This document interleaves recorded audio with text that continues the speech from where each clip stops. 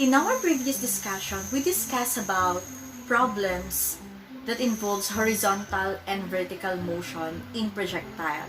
So this time, we're going to talk about projectile motion. Ano nga ba pag sinabi nating projectile motion?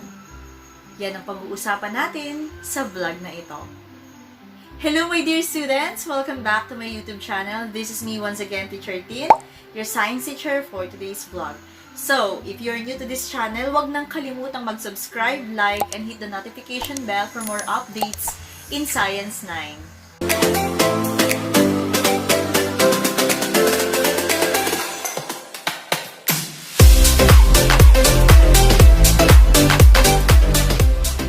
For today's lesson, we're going to discuss about projectile motion. Ano nga ba pag sinabi natin projectile motion?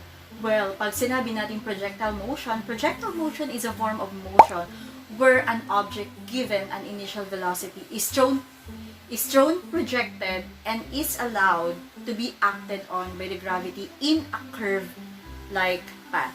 Okay, kayo ba na-experience nyo ba yung, for example, may binata ko yung bola pataas, and then, pag initsyon nyo ba siya pataas? As in, pataas na pataas din ba yung motion niya?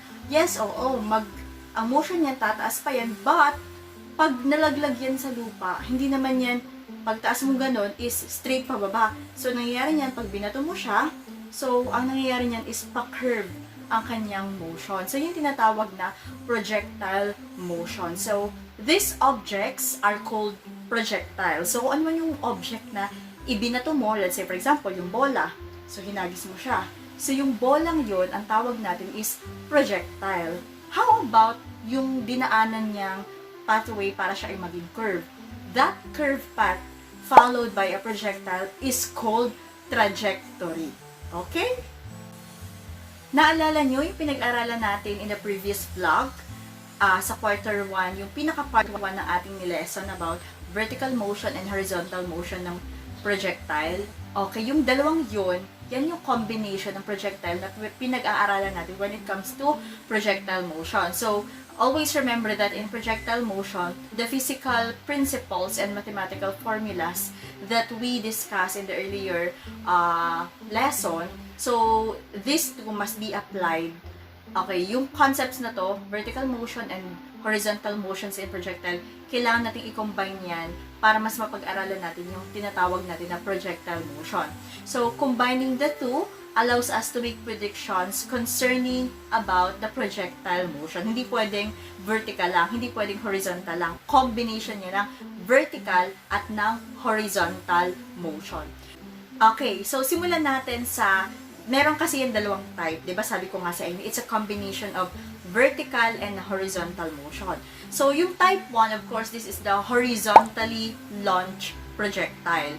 So, ano ba pag sabi natin horizontally launched projectile? So, horizontally launched projectiles, these are projectiles that are launched with an initial velocity from elevated position and follows a curved path to the ground. Can you give example for that? Okay. So, yan, kayong mahihilig mag-swimming, lalo na ngayong Holy Week. So, madalas sa inyo, tumatalon kayo dun sa mga elevated na lugar, umaakyat pa kayo ng hagdan, tapos meron dong tutungtungan para kayo ay tumalon. So, take this example. Yan. So, a man diving into the water. Nakikita nyo ba kung paano siya tumalon? Di ba? Nag-create siya ng curved path. Okay, so yung projectile, alin dyan ang projectile? Okay, tama kayo.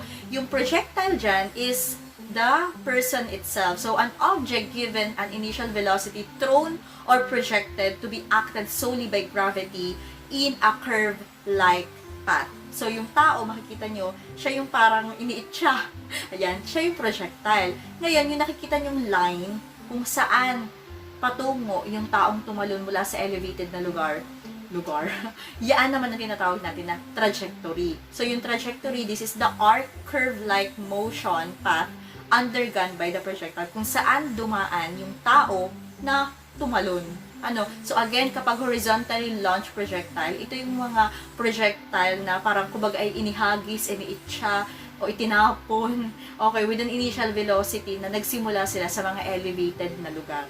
Okay? So, kagaya na nakikita nyo dito sa figure na ito, So, the motion of the man as it dives into the water is moving along a curved path downwards. Bakit downwards? Kasi it's because of the natural force na tinatawag nating ano ba yung nagpapahila sa atin pababa? That's the gravitational force of the earth or what we call the gravity. Kasi meron ba kayong nakitang tumalon tapos ay mas tumalon siya tapos umakyat pa? Paano yun? So hindi. Kapag tumatalon ka talaga ang tendency mo ay kahit pa ikay lumundag kagaya ng ginawa ng taong yan. Di ba hindi naman siya talagang ito yung elevated na lugar biglang bumagsak. Ang ginawa niya, tumalon pa siya. So, pagtalon niyang gano'n, nag-create ng curved path and then, nag-downward pa siya. It's because of the gravitational force. So, ano ba yung tinatawag natin na gravity? Of course, that gravity is a natural force that causes objects to fall towards the earth. Anything that we drop, it's because of the gravity. Bumabagsak yan dahil hinihila siya ng gravitational force. Hence, the acceleration due to gravity is always directed pa saan? Downward or upward? Yes, of course, it is always downward. Kaya nga, ang value natin ng acceleration due to gravity is very good. That's negative 9.8 meter per second squared. Okay, so with this, we can say that the motion of the man undergoes the projectile motion. Next, let us have the type 2. Kung meron tayo kaninang horizontally launched projectile, we also have the angle launched projectile. So, ano na yung angle launched projectile? Of course, when we say angle launched projectile, these are projectile launched at an angle with respect to the horizontal and rises to a peak while moving horizontally. Okay, so upon reaching the peak, so pag ang example nito, kunwari, meron kang sinipa na bola. So, di ba, pag sinipa mo yan pataas, so, ang tendency niyan, aakyat yan, at marireach niya yung pinakatuktok.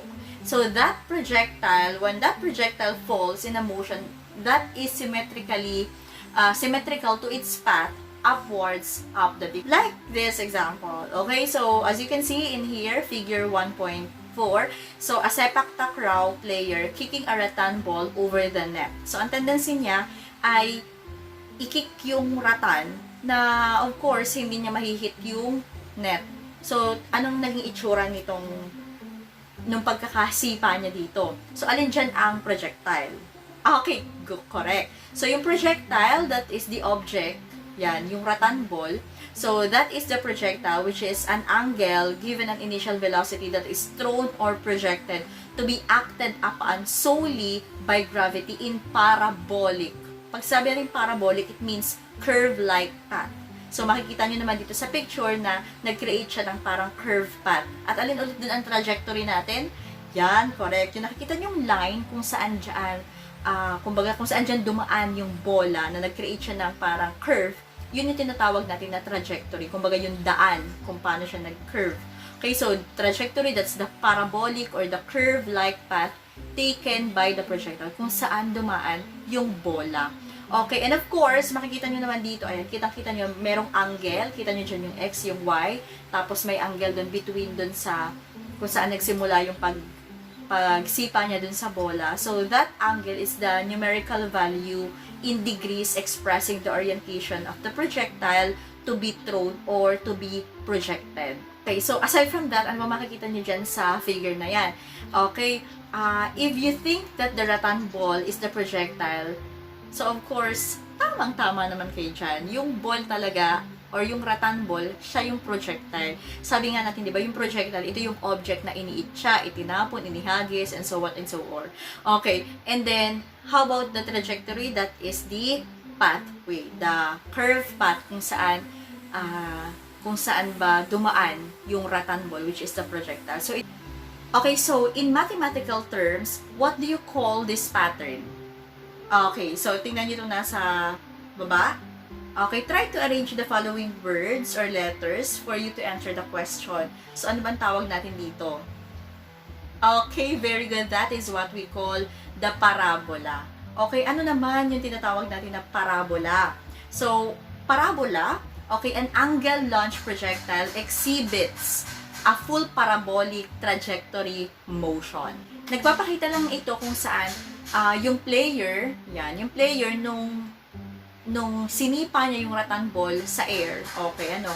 So, Of course, we can see that the ball eventually go back to the ground due to, bakit siya bumalik sa ground? Yeah, because of the gravity.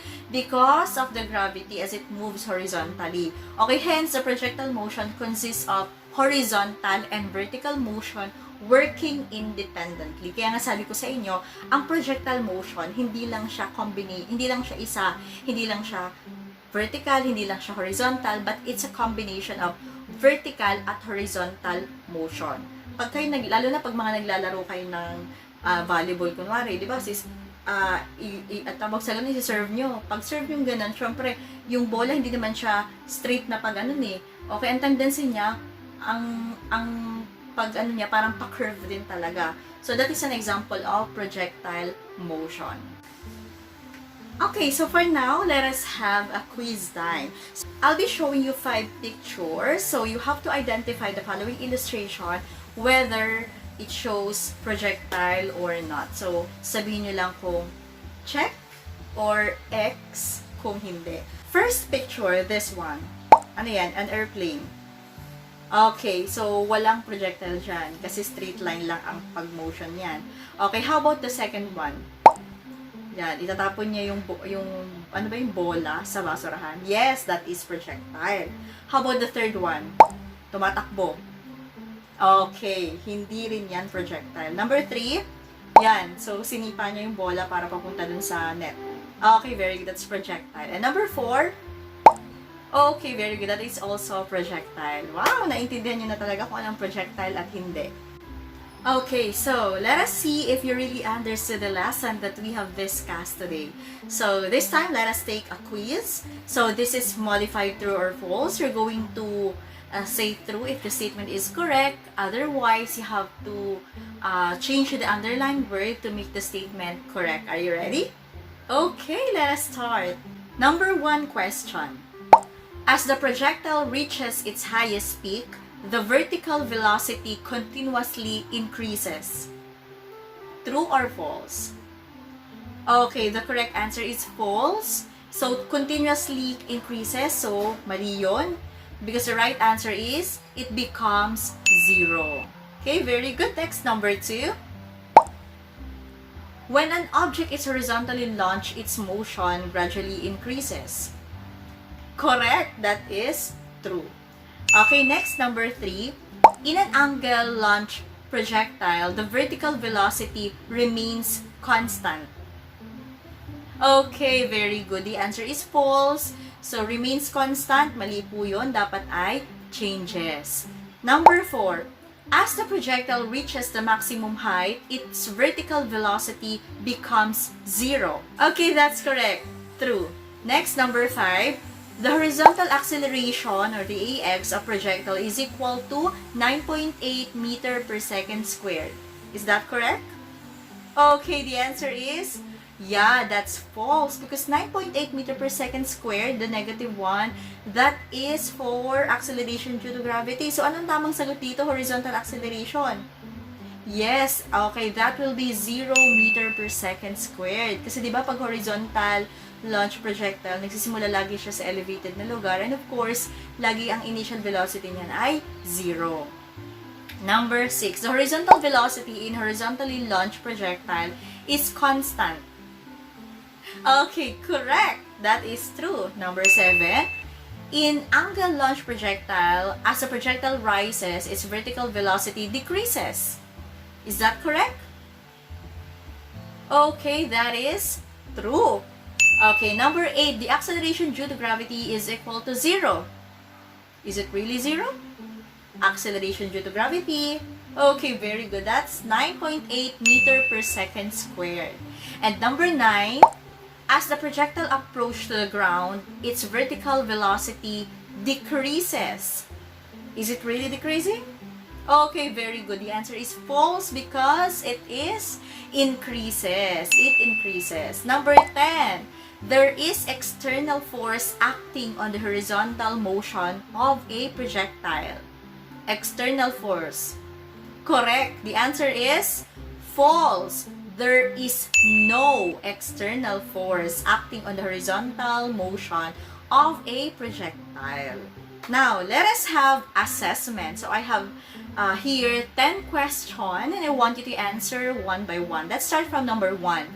What force enables objects to reach the ground? A. Frictional force, B. Magnetic force, C. Gravitational force, or D. Tensional force or tension force. The correct answer is, okay, letter C. Gravitational force. How about number 2? What is the shape of the trajectory of a projectile? A. Circular, B. Elliptical, C. Hyperbolic, or letter D. Parabolic. Correct! Letter D. Parabolic. How about number 3?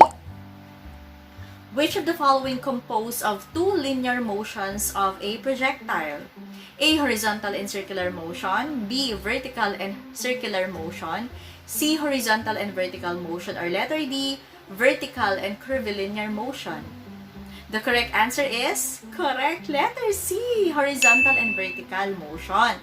Number 4. What is referred to as object that is given an initial velocity and is then acted solely upon by gravitational force? A. Project, B. Projectile, C. Target, D. Trajectory. The answer is correct. That's letter B. Projectile. Next, what happens to the vertical velocity of an object as it travels through the air? A. Changes continuously, B. Gradually decreases, C. Gradually increases, or letter D. Remains the same. The correct answer?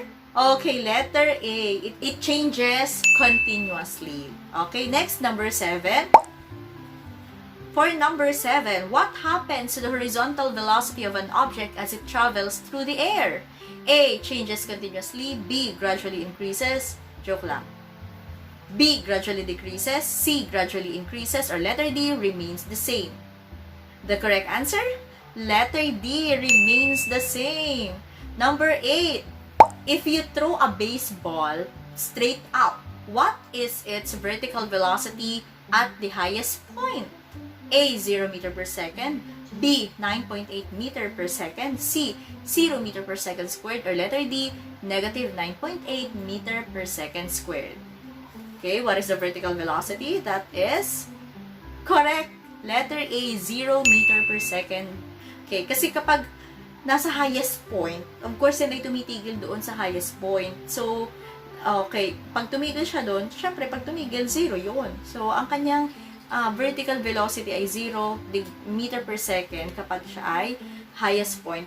Ano po? Number 9. Malapit na tayo matapos. Number 9. If a stone is horizontally launched at a certain height, how do you describe the magnitude of its vertical velocity as it approaches the ground? A. Changes continuously, B. Gradually decreasing, C. Gradually increasing, or letter D. Remains the same. The correct answer? That's right! Letter C. Gradually increasing. And last, number 10. What is the acceleration of a baseball thrown to the air at an angle of 45 degrees with respect to the horizontal as it returns to the ground? A. 0 meter per second, B. 9.8 meter per second, letter C. 0 meter per second squared, or letter D. Negative 9.8 meter per second squared. The correct answer? Correct, letter D. Negative 9.8 meter per second squared. This is the end of our lesson vlog about projectile motion. Okay, in our next topic, Module 2 of Quarter 4 in Science 9, we will be discussing about the height and range of a projectile. So stay tuned on this channel kasi marami pa tayong pag-uusapang mga topics sa grade 9 lesson and more on computations din ito. Kaya tumutok na at makinig na mabuti dahil marami pa tayong pag-aaralan.